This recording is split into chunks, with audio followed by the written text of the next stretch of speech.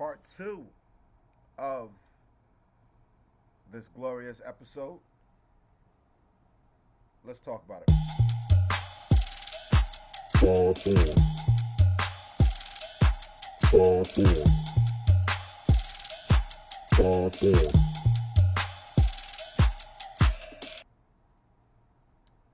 Bam, we didn't get disconnected, but I wasn't paying attention to the clock of how I formatted this show. And of course, we talked way over what we thought we were going to talk. Yeah, it's all good. We're not professionals. And we're not trying to be. Right. But by the way, everyone who listens to this, not bragging on my friends, but Matt Bam's a pretty successful dude. Like, like it comes from a pretty successful family. Like, it's weird when you're talking to people and you come to find out the people that you're talking to are like real people that do real things. Like, you're for real grown up. The guy that I call Bam Bam Bigger Nose. Well, I pretend to be like during my 9 to 5, I'm an adult, but outside of it, I'm a petulant child who can't take bad basketball with a sense of normalcy. And I totally realize that I'm irrational. I would say to ignore any of my remarks about a basketball game during or a half hour after, particularly after a loss. Give me like a day to decompress, and you'll get a much sounder response from me. Yeah, I mean, and that's the thing. It's like composure. If like KD from the day that Harden left, he was angry, he was upset, but he never let anyone see it, and he was honest about it. And it's always his take has always been my take. We gotta play this dude. Why are we gonna sit here and call a dude that we traded half our team for a bitch, right? Whether we think he is or not, because I truly believe Kyrie. Well, he doesn't think he's a bitch. He just thinks he's better than him. And I'll say this: James looked like a bitch last night. Sure did. He didn't look confident out there. And I think he knows deep down inside. Or, no, it's not that. They came in the game. You don't think you're going to get your ass whooped and have Travis Scott and Lil Baby sitting courtside. That's not what you were. The outcome that came out yesterday wasn't one that he was expecting. But it was like when you go to fight the guy you think is soft and he punches you in the mouth. That stings even more because it hits you psychologically. Like, you thought this dude was a bitch. Turns out you're the bitch. And I think a little bit of that. Yeah, they were giving it to him. They were giving it to him on the halftime show, pretty good. Oh, hell's yeah!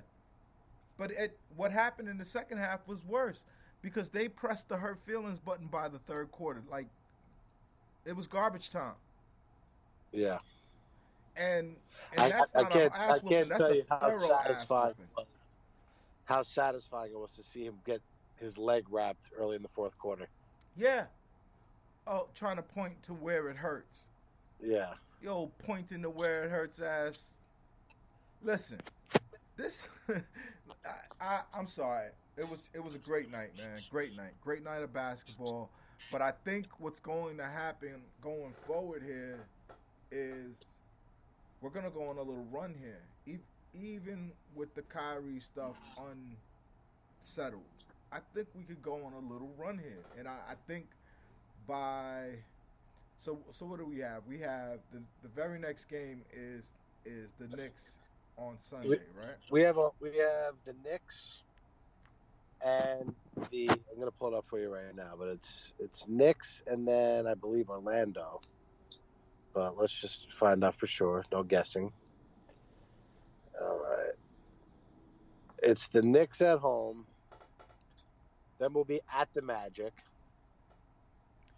which is unfortunate because it's a game we don't need Kyrie to win. Right. Then we come home to the Mavericks, Blazers, and Jazz.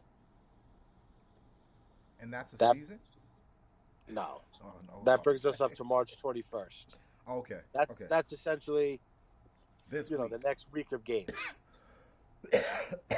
Wow. So I know there's people who are holding out hope that Kyrie is playing Sunday, but I as I've expressed to you, I don't see this anywhere. Nope, there hasn't been a rumor about it.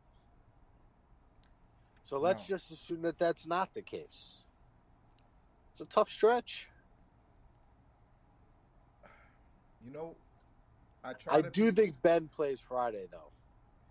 I try to be responsible with, um, you know, what I could glean onto the situation, and without being told anything, without anyone saying anything to me, I'm still holding out hope for like an 11th hour miracle. I'm looking at 4 o'clock. The glue guys had a great tweet. I forget which one, if it's Mike or I forget which one worked at a like 1010 Wins or one of those news radio channels. Yeah. And he pointed So out how those guys sound the same. It's hard to like tell who's talking at times. no, I could tell them apart. It's Yeah. just they do sound the same because they come from the same place. You could tell that Syracuse education, like all those communication guys. Yeah, Syracuse. they're good. They're good at what they do. Very good. But I thought it was a great point to share that politicians love to dump things at 4 o'clock on Friday because everyone's going to their weekend and it's a nice way to bury bad news. It's to drop it on Friday afternoon, and so I'm holding out hope. It doesn't have to necessarily be 4 o'clock, and it's probably not going to happen. The thing for me is that I kind of know this mayor wants to find a way to do this in the most responsible way possible, right? And all of the things that I thought from the beginning were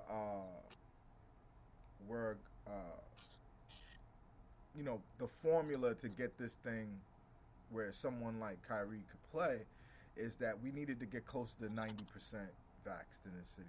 We're very close to that. We needed to get a place where the deaths had decreased to 1 or 2 or 3 a day. Residual deaths from long-term effects of this stuff, and the infection rate. All of that, I think even in at-risk communities, it kind of understood, like this was real. We needed to get vaxxed, and most people have done it. So that sets the stage for him to be able to kind of let it lapse, let the laws go away, and without him having to take the political hit of letting a superstar black guy do whatever he wants to do. That as horrible and stupid as that is, a thought that someone would process it like that, but black guy to white guy, Matt, let's be real. I'm sure you know a lot of white guys who would go, why does he get to not do it and I fucking had to do it? Yeah, for sure. Particularly rich black athletes. Exactly. And so look at the treatment of Ben Simmons, right? In any other line of, because this is, let's be honest, it's mostly white fans at these games, right? Yep. In any other line of work, no one gives a fuck right. that this guy's not going to work. But right. It's like the rich, spoiled, these guys, it's all about the money. They don't care about the team. Those the racial undertones of those conversations are, obvious. Correct. And, you see the venom people have towards black athletes taking their careers into their own hands. Right. And it sucks sometimes that it feels like I'm And I do it. I'm Lumped in calling the with guy those- punk. I have that with hate in those. me. I don't want it. It's it came with the sperm. It's like it's my instinct too. I have to check myself sometimes because I'm quick to do the same shit. and It's like Bill Burr once said. He's got that evil in me. He can't wear a suit. He makes me want to take shit over. Nah, man, that's one of the reasons why me and you are friends, is that we could have this conversation and you could admit that, and we could talk and starting from a real place, not making anyone the bad guy, just kind of going, let's make an observation of what's going on, which is what these political calculations are what politicians have to do. And it's unfortunate. And I think Kyrie has played it well, which is the other prong of this, besides the fact that the climate has to be right. Kyrie had to play it right, where he didn't pit himself against the mayor. The mayor threw the first olive branch. He admitted the mandates were stupid. He admitted parts of it didn't make sense, right? Then Kyrie comes back with, hey, I would hate to have to be the mayor to do his job. That's the next leg of the tempo, and then the last one is the climate. So you put those three together, that's the reason why I think even now, with it being 3:56 and nothing has happened, I think that we're gonna be fine. Well, my thing though is I'm gonna operate my outlook as though he's not coming back until I hear otherwise. All right. Because that's to me. What's it's believe it when I see it. I'll go based off of what number you go on, right? I'll calculate, because I don't have the games in front of me. Count the games left, and tell me how many are those dubs. Like, what's our record the rest of the way, based off of what we know right now? I mean, what are they? Not playing. They're 34 and 33, right? Mm-hmm. So that's what, 67 games. They have 15 games left. Yep. That's 82. Kyrie is eligible to play in 4 of them. Mm-hmm. So that's 4 wins. Maybe. Well, I don't know about that, but I don't know. Maybe 10, 5, 9, and 6 the rest of the way. No way. I see like a path to like 12 wins here. Let's look at the schedule. Let's just look at the schedule. You have the Knicks, dub, the Magic, dub, the Mavericks, dub, the Blazers. Away? The Mavericks away? So I'll give it to you. It's home Knicks. No, keep going. Home Knicks at the Magic. Dub. Home Mavericks. Dub, because Ben will be playing. Home Blazers. Dub. Home Jazz. Dub. At Grizzlies. Dub. Kyrie goes off. At Heat.